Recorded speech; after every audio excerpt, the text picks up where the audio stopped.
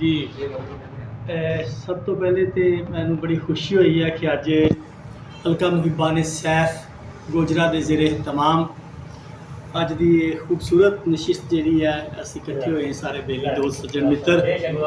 और ये जनाब सैफुल्ला चीमा साहब की बड़ी मुहब्बत है कि मिलन का कोई ना कोई बहाना कोई ना कोई रस्ता निकल रहा है और असी एक दूसरे के चेहरे वेख लें एक दूसरे दी गल्लां सुन लें एक दूसरे नाल सांझ प्यार जिहड़ा है वो वंडिया जाता है। तो जनाब सैफुल्ला चीमा साहब साडे हाँ गोजरे की ऐसी शख्सियत ने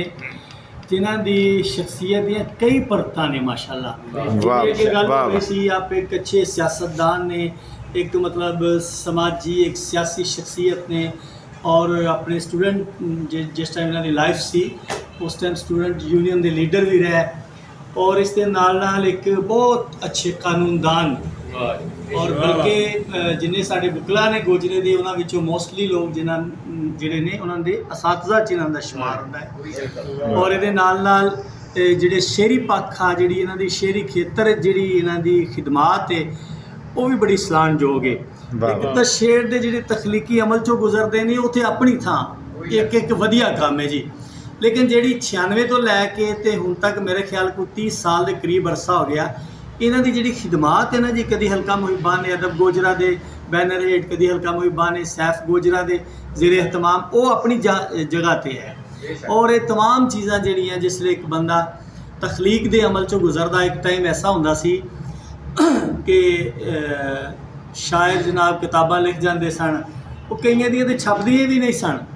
फिर वो टाइम आया कि वो छपन लग पई हैं शाह साहब वर्गे माशाअल्लाह अजीम लोग उद्यमी लोग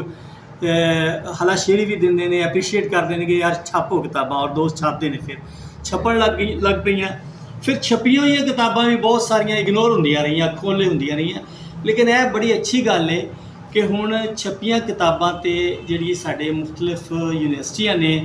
मुख्तलिफ कॉलेज ने उन्हां ते थीसिस करवा रहे हैं, ये बड़ा अच्छा। तो साडे गोजरे विच भी ये जिहड़ा रवाज है ये मतलब है वे जिवें कारी सरदार मोहम्मद साहब की किताब से थीसिस हो चुकिया, गजाली साहब की किताब से भी हो चुकिया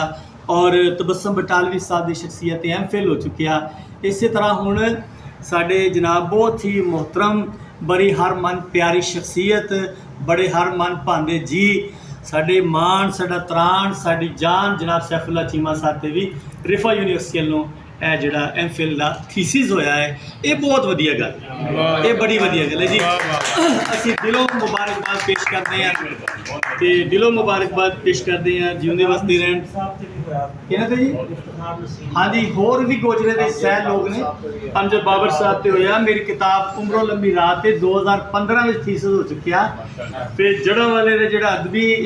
गज़ल है 5 शायरां ते लेटेस्ट पिछले साल थीसिस होया वा। हुण एक फाखरा फैज़ नामी लड़की अगे मजीद मेरी किताब जी है हवामा जहर प्याले पीते उत्ते अजकल कर रही है थीसिस और इंशाअल्लाह अगले 1-2 सालों में MPhil वाल भी कोई